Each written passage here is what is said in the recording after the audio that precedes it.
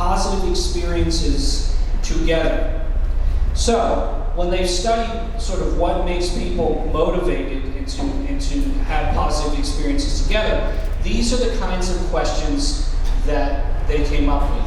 Open-ended, right? So we don't start with yes or no questions. Many of these you already intuitively know. So we ask opening questions. How's it going? What's happened since the last time I've seen you? I was thinking about your appointment. How did that go? So open-ended questions.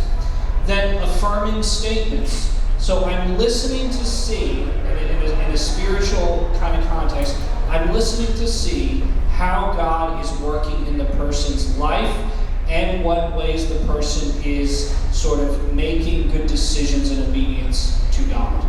And we'll show you what that looks like. Then reflecting. So a lot of times when we are sharing something, the person in response will just simply give an answer without first taking the time to take this step, which is to make sure they're hearing us correctly, right? And taking the time to make sure we hear each other correctly indicates we're on the same page. So that's what reflecting does. Then summarizing, similarly, puts the whole picture together, okay? So the acronym is HORSE. So last week, Lindsay shared about her experience. I'm going to share this week about my experience. Do you want to start with a question? Okay, so what is one thing that has been challenging in this season? Yeah. So one thing that's been challenging in the season is that I am approaching my 40s and my parents are getting older. So it's hard to see my parents get older, especially because my mother is struggling with dementia. And so I feel very torn because I want to be able to do more than I'm able to do. I want to be able to support my dad more. I see my dad now having to become a caretaker, and he's older than my mom. So I'm learning basically how to be an adult son when my mom especially has these struggles. Yes, I hear how you feel, and I appreciate your concern for your parents. It's so important to be caring for parents and to be attentive to that. And I see that you're being proactive towards it, and that's a good thing. So I'm glad to hear it. So when my first question was open, it was one of the WA questions, right? The who, what, how, when, like what's going on, but open-ended question. Then I made an affirmation. I'm recognizing what's positive in what he's saying, what positive steps he's taking, and then I affirm. I hear there's a concern in there, but I imagine that there's more to it than just a desire to help your parents. Have you talked to someone about it? Yeah, so Lindsay right there is reflecting, and that's helpful because she's acknowledging that there's more to what I've been sharing. And so yeah, I think I'm gonna stick with that. I'm gonna say, yeah, it brings up in me a sense of my own limitations to care for my parents. Have you talked to someone about it? So now your wife or one of her siblings?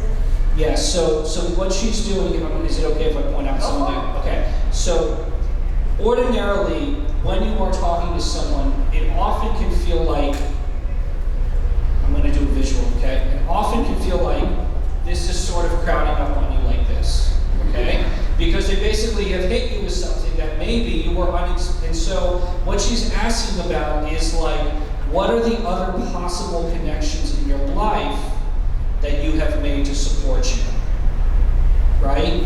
Because we're not the only ones to help people. The pastor's not the only one. The small group member's not the only one, okay? There are friends, often they're family members, maybe they're co-workers, right? So we want to get a sense of who else have you talked to that's been somewhat helpful to you in working through this issue. And recognizing that in this situation, he's talking about the care of his parents, right? Which is his concern. Yeah. That means that he has to talk to his wife at some point because there are both time and financial issues that he has to talk about. He has to talk to his siblings because they're also part of the immediate care, team for his parents. So in that sense, as much as I can talk to him here and help him out and hear him, unless I becomes a very limited scope of support. And you want to help people see, and that's why we're talking about community. We want to help people see, it looks like you're going in a good direction, or who else can help you walk in a good direction. And then you can try to wrap up the conversation with something like, well, I hear you have talked to your wife or your siblings about it, that's a good thing.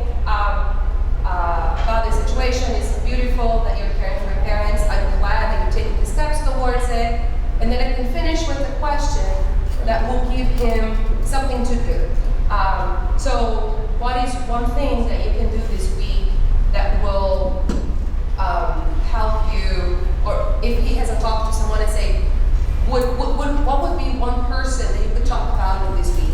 Oh, maybe I'm gonna call my brother, or maybe I need to talk to my wife about the financial implications of it. Right. So that last piece is very important, which is we want to offer help in a way that the person is sort of ready to take.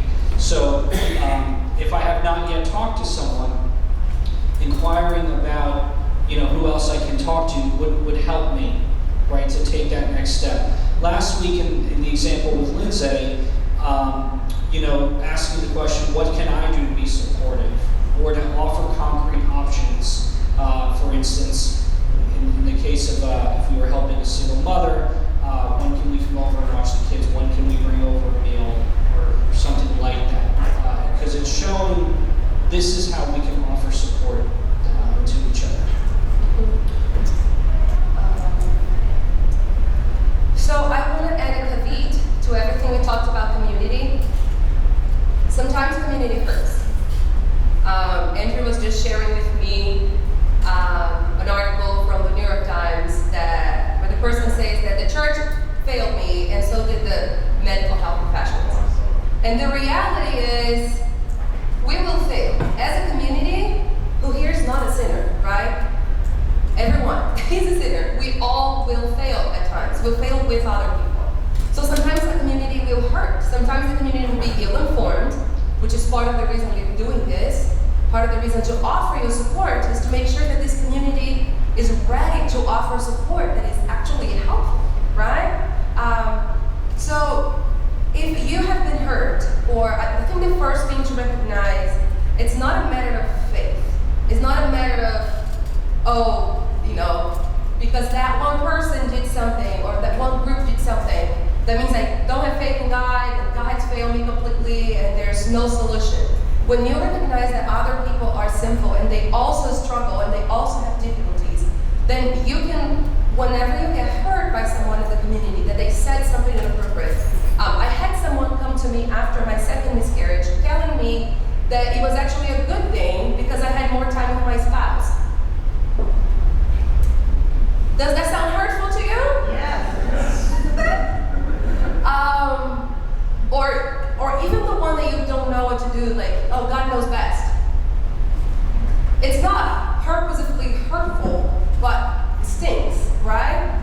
I just lost my second child in the space of 6 months. I don't want to know that God knows best. I know that. Like that right now, knowing that God knows, but I don't feel His love, or I don't feel His presence. Can you just sit with me and I am for you? So sometimes community will hurt when you're struggling, right? I heard that. I was 2 weeks into depression. I was locked at home for 2 weeks. I didn't want to see anyone. I didn't want to talk to anyone. Person toss is one of those. It was much more helpful the people that showed up at my door and brought meals and prayed with me and went home, So community will hurt. And these responses to pain are normal. And your desire to retract from the community, it's part of it, okay? But I want to encourage you to not give up on community because someone in the community or some community has hurt you. The vast majority of people were actually pretty supportive and pretty helpful even when they didn't know what to say. They say, I'm sad and I'm praying for you. So community will hurt, but it will not always hurt. Community was made to heal. And then being part of the community, it's really important. So this is my encouragement to you as we wrap out the community. I know Andrew has something to add.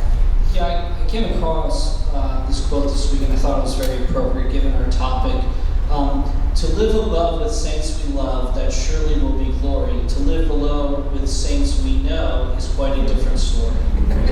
So that in a nutshell is the challenge of Christian community, which is that when we do life together, like in a family, there are going to be instances in which people don't know how to promote our healing but hurt us, right?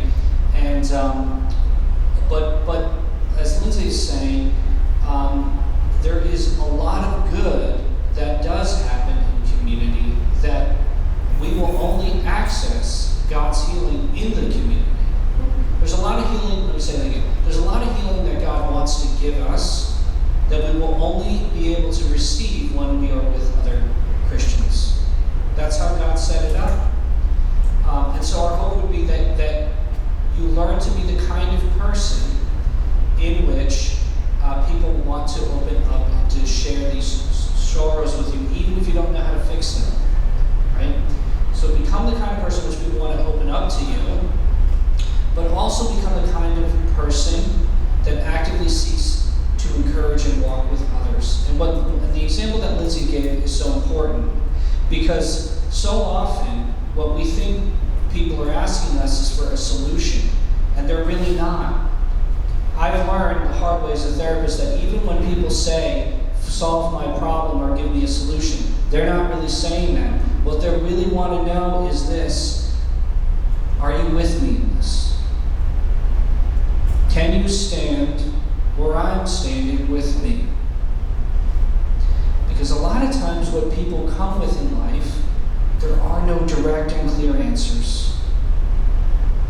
Many of the struggles that we have will remain our struggles for a long time, and there's not a clear answer. But that's not the benefit of the community. The benefit of the community is that as I learn what God's answer to me is going to be, or as I wait for healing to come, I'm not alone in a ditch together. It was very encouraging to me 2 weeks ago when Pastor Tracy was preaching on the story of Elijah, that often preachers will go to the passage and say, God fed Elijah once he was depressed, God gave him water, told him to take a nap, and he did it again. The part that people often miss, and they say, and the angel of the Lord touched him.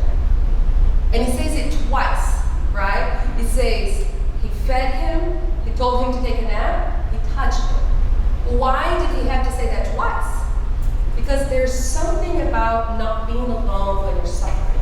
There's something about just having someone there, putting a hand on your shoulder and saying, I got no idea how to help you here. I don't know what to say, I don't have the words, I've never been there, but I'm here with you. So this is going to be important with wrapping up the 4, I would say, foundational theological arguments or the baselines to what we're going to move forward. So I'm going to review them with you before we move forward. The first thing we said is that the love of God implies not only that we were made in His image, but that we are being restored into His image. Sin has formed or God's image in us, but through redemption in Jesus. So we were created in God's image. We are being daily transformed into God's image through Christ, through redemption. And one day, glory be to God, we will be fully like Him once we get in fully. We will be like Him when we like see Him. in heaven. Yeah, not fully like Him, but you know what I mean. Then we also want to think about, every time we're talking about mental health, we have to look, or any other topic in your life, you need to look through the lens of the redemption plan. I don't know why it's dark. You'll have it. So God has made us. Sin has come. God provided redemption. One day will be a new creation. So when we're talking about mental health, we need to look into it.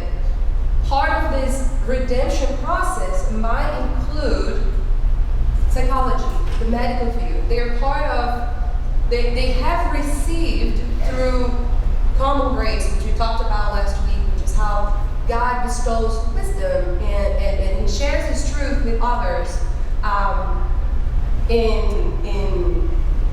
in other areas, including the medical field, right? He doesn't tell the Bible what you should take for diabetes.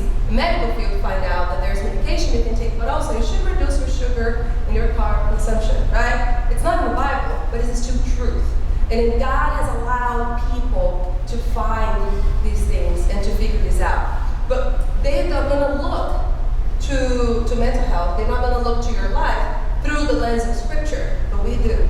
So we can make use of them. This is what's called the integrationist approach to mental health.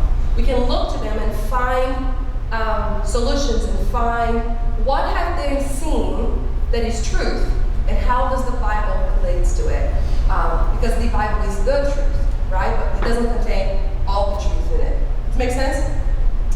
Then we talked about the fact that we are embodied souls, that or human spirits, everything, or spiritual, biological, or psychological, or social environment, all of it is affected by sin. But so what we do with our bodies has a spiritual significance. But at the same time, we're embodied souls, right? So the totality of the human person is headed for renewal. There's renewal available for every part of your life. And lastly, Andrew, you explained that last week, the cross-shaped love, which means that the love of God towards us leads us to love each other and act in love towards each other. 2 Corinthians 5 says that we were called through Christ. We were not only reconciled to Him, but we were called to the ministry of reconciliation to help people be more like Christ.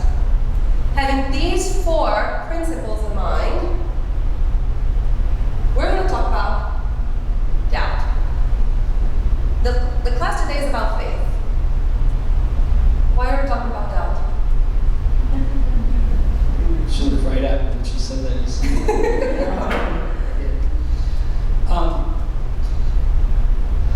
Because even in this New York Times kind of review, we can communicate, I think, sometimes explicitly, sometimes just implicitly, that when a person struggles with doubt in their faith, that doubt is not part of the normal faith formation. That if you experience doubt, that doubt is always a destructive thing to faith. And the truth is that it is not.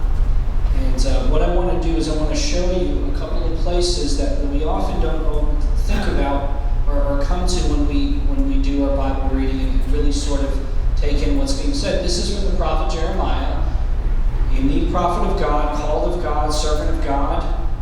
And this is what he says. Cursed be the day on which I was born, the day when my mother bore me, let it not be blessed. Cursed be the man who brought the news to my father.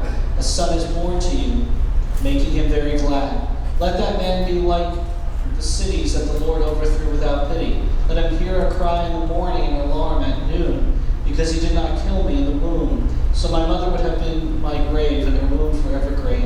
Why did I come out from the womb to see toil and sorrow, and spend my days in shame? I would diagnose the guy as suicidal. Right. Say it again. I would probably have said, this guy is suicidal. That's right. That's but right. that's Jeremiah the prophet. Yes, he is despairing for his life. And here's the prophet of God. And one of the things we have to ask ourselves is we have to ask ourselves a couple things. Is this how God wants us to live, to feel, to be in the world? And the answer is no. That's not how God made us. That's not the redemption we're headed for. But it is true that many people will experience this sort of despair in their life. And one of the great disservices we say to people who are Christians who experience this despair, that the reason you are is because you lack faith. It's not because a person necessarily lacks faith that they're experiencing this despair. It's because they've been hit by the fallenness of the world and the struggles of their own flesh, right? And so the Bible gives us these passages not so that we can overlook them, but so that we can be honest and say, this somehow is part of the life of faith for many. And that's okay. Because it's into this sort of pit that God loves to intervene. And in Ecclesiastes, there's a few affirmations of just statements of the world isn't fair, things aren't right. You have There are righteous people to whom it happens according to the deeds of the wicked, and there are wicked people to whom it happens according to the deeds of the righteous. Why are bad things happening to good people and good things happening to bad people? I can't accept. This is hard for me to accept. Right? Or folly is set in many high places, and the rich sit in a low place. I have seen slaves on horses and princes walking on the ground like slaves. Why are things in the world not right? And this is part of the reflections that we're going to have when we are faced with a mental health challenge or when we get a mental illness diagnosis. Why are things hard? Why are things not right? Why do I have to go through this? I'm a Christian, right? I'm the righteous. Why am I suffering? And doubting is just part of this experience. I remember when I lost my first child, I was kind of more in a, okay, I lost a child, that's sad, but it happens to 1 in 4 women, you know. I wasn't struggling with it, but once I lost my second child, I was devastated. Thus, if God is all powerful, why didn't He stop it? If God is, okay, and He is all powerful, because the Bible shows me A, B, C, D, I've seen all those things, okay, then maybe God just isn't good. Maybe the problem is God isn't good, but then I could see both in the Bible and in my life, in the life of others, that God's goodness was there. So then I had to ask, well, then God is not loving. God is not loving towards me. Then where's the problem? Me. I'm the problem. He is not loving me. He is not showing His love to me. And that was part of my depression. That was part of, the month and a half that I spent home.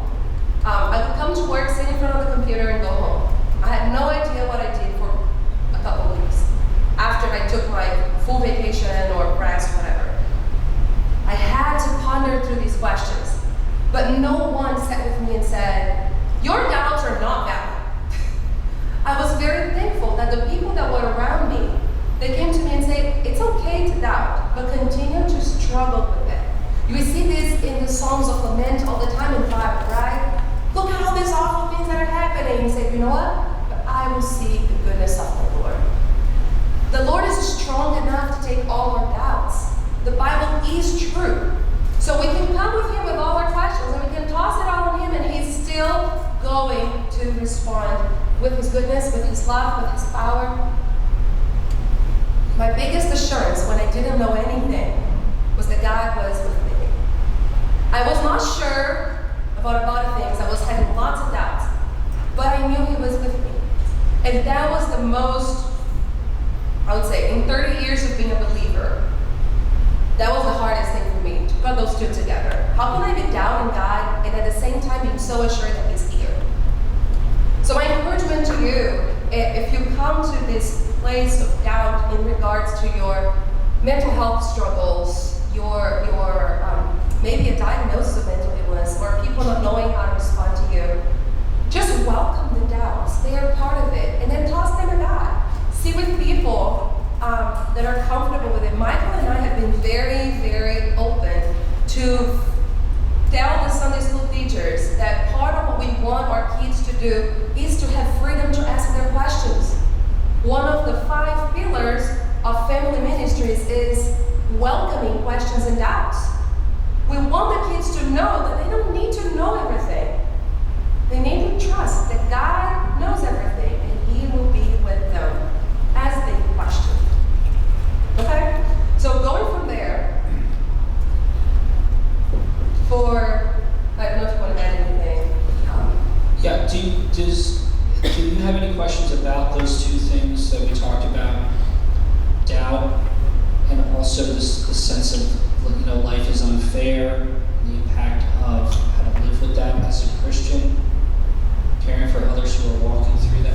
Any questions or thoughts? Yeah, Susan. I'm sorry. I'm going to repeat what Susan says. So I'm going to listen closely. And for those of you who can't hear, I'm going to repeat it. Go ahead, Susan.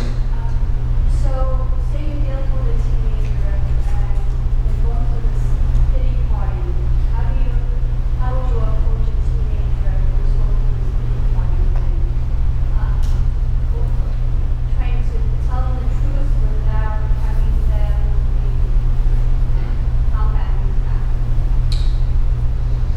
Yeah, so I think it's a temptation. The question. Oh, The sorry, question so, was how to help a teenager that is going through a pity party, or like she's feeling sorry or he's feeling sorry for themselves for what you're going through.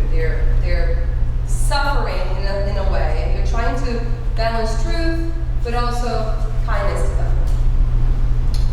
so I think that it is a knee-jerk reaction that, especially as a parent, we want to try to fix the problem, and problems don't quite get fixed until, especially when we're relating to people, that people sort of communicate that they understand our struggle. In other words, people need to feel felt before they'd be willing to take any steps with us towards a solution. So the good news is that you don't have to worry about a solution. The first step in attending to a person well is to just try to understand what this is about for them. How did this come up? What's causing this? And then from there might become very clear what natural steps would be to try to resolve the issue. Every person, let me just say that with a couple caveats. Every family is different, every person is different. But generally speaking, the first step should be, what can I do to grow in my understanding towards a person? I think if we remember what we talked about last week when we were talking about the new mental health approach, they, instead of asking what's wrong, they ask, what's going on with you? And I think that's the question that we should be asking. Okay, this person is going into a manic episode or a depressive episode. This person has been locked up in her house for 3 weeks. What's going on? Did something start in that? Did some big change happen in your life that you responded that way? Was there a loss? Was there right? The person is having a pity party. Okay, what are you feeling about yourself? What are the situations? Did something happen before you start feeling this way? Curiosity and helping the person, like, okay, be here with me and try to help me see like the picture, because often that's what they need, that you are understanding what's going on. And from there, if you remember our exercise at the beginning of the class, we can just start reflecting. Okay, what is one thing that you think we can do about it? Or you can start reflecting. Okay, this sounds like you have the good feelings. Or maybe you are noticing that there's a different way for you to respond here. What could be that different way? Yeah, and the thing about it, when you're a parent, I want to just add this, you can still say no to something. Like, no, you're still not going out to see your friends, or no, you're not going to the party, or no, you're not. You can still say no, and at the same time be empathetic towards your kids. In other words, those two things are not at odds. Mm-hmm. So, because again, the goal is to try to connect with them to understand what something is about. And you can still make a decision about what ought to be the case for their safety or whatever. So oftentimes we get in trouble because we think those two things are at odds. They can't be empathetic and at the same time set firm boundaries. That's not necessarily true at all. That's a trap we often And I fall think into. if we jump into trying to just solve that situation that is causing us discomfort, we miss the opportunity to help them in their mental health growth as parents. Right? So I was just sharing this with a parent this morning. She was like, I have this teenage girl and she has a really hard time, even knowing what she's feeling, but she's just angry. So if you've ever seen this is a CBT, cognitive behavioral therapy wheel of emotions. But this one has something really cool. This has Bible verses around it. So in the center, you will have the different feelings: mad, afraid, sad, happy, calm, and strong. But then the second layer kind of goes in. Okay, why are you mad? Oh, I'm mad because I'm hurt, is one thing. But I'm mad because I'm annoyed, or I'm jealous, or I'm critical. It's very different. There are different types of angry, right? And how do you deal with each of them is going to be very different. But helping them understand, okay, I feel hurt. Okay, who hurt you? And then you can say, okay, is there a need for reparation here? Should you tell a person that you've been hurt? But if you're just annoyed with someone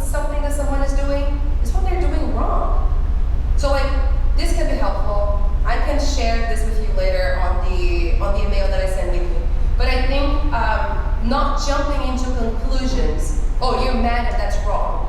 I understand that you don't want to do A, B, or C. Not my problem. Like, figured it out. I mean, you could I've say done that. I mean, you could, but you have to think, what's this doing to my relationship with my child, right? I've certainly reverted to that when it's past bedtime and we need to get to school the next day. I've reverted to because I said so when it's time, right? So there's not times in which you may not employ that, but on the whole, that should not be the sort of governing dynamic in your interactions. It should be much more collaborative in that way. I sent an email to you this week asking for questions. The email is there in your inbox. It comes from CCB, so you have to kind of look, make sure you find it. But we would love your questions, not only about the faith aspect. We want to try to answer a couple ones for the next 5 minutes, but also on the next two topics that we'll be talking about. Next week we'll be talking about therapy, the role of therapy, and in the last week we'll be talking about medication. And I know that there are questions, all of those topics. We don't need to be 100% focused on just one thing. We want to focus next class, but questions related to it will be helpful. It's much more profitable for us to respond to your questions and help you, rather than just bringing some random questions, that we thought of. But I want to start with a random question that I have received myself. So, is mental illness a physical event with spiritual side effects, or a spiritual event with physical side effects? I love the yes answer. Like A or B, yes. My husband does that all the time. Do you want, chocolate or strawberry? Yes. And I think it's both. And I think it's a yes answer, right? Because in some situations, they start with a spiritual root. I lost my child. God is evil to me. It's starting there. That's what happened to me, okay? It was a spiritual thing. I would say, I'm interpreting my own situation, okay? That had physical effects. I had no desire to do anything, to go anywhere, to eat anything. Praise the Lord for people that cook and fed my husband. I'm not joking. It's like, for me, it was at core, yes. It was a physical event at the same time because it was a miscarriage, right? So it was a physical event, and there's all the emotions that are related to the hormones in the body. But the sadness that I experienced it as a physical event, and I experienced that as a spiritual event. It was my anger towards God, which didn't finish after I improved from my depression. I was angry at God for a whole year. It was the spiritual piece that kept on going. So I think it's both in different situations. Sometimes it's going to be a physical event. You get a cancer diagnosis. It's very physical, right? You lose a person, very physical. There will be spiritual things related to it because how you respond to that physical event will determine what's going on next. But at the same time, everyone will expect you when something happens like that, when you have a loss or a big diagnosis, that you would feel sad, that you would struggle with it. But there are people that have just a spiritual discomfort, anger towards God or something because of something that they experienced. They're not necessarily related to, didn't anything specifically physical happen. And that's going to present in their lives, but in a physical way. Their isolation or whatever. Andrew. I think a big takeaway is that when someone tells you about a problem, the big takeaway from this class would be this person attributes this problem due to a particular circumstance. So for instance, I feel anxious because I've lost my job. What this class is teaching you to do is to honor every aspect of that person. Meaning, what is is going on with this person physically when they experience anxiety? What is going on with this person spiritually, socially? We have to look at people in a multidimensional way, because so often we recommend a course of action to help them that doesn't take into account all the things that are contributing to the problem. And so it starts to feel insensitive, and we're talking to a person with a lack of awareness of all that's going on, really going on with them. So that's what I would encourage you to take away from this class. Look at people as embodied souls, okay, holistically, not simply from a spiritual lens or a physical lens, but as an integrated whole. Because if someone is anxious and you spend time with them, that's one way of helping their anxiety, being with them. If someone is anxious about losing a job and you happen to have some resources that can help them, that's one way to help them with the anxiety. It's not one or the other. It's a multifaceted way. I have a question here in the back. Yeah. I guess I just, as an RN, Yeah. I wanted one more takeaway from this class. I came in late, I feel bad. But just for someone in our congregation that might have a child that has maybe not been diagnosed with bipolar, Yeah. which would be truly physical, a child that just truly has a chemical imbalance, just like a type 1 diabetic child that literally whose pancreas does not make insulin. It is not spiritual. It is truly a physical thing, just medical like anything else, where the child literally is going to need lifelong chemical assistance in creating chemical balance for their neurotransmissions, for their brain, for their dopamine, serotonin, norepinephrine, for all those chemicals in their brain to have their brain, that organ, to function properly. So that physical thing, the support, the stigma still exists tragically with mental illness, and we need to equip Christian parents, with this,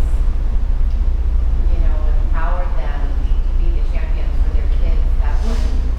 That, they're being the advocates for their kids, that,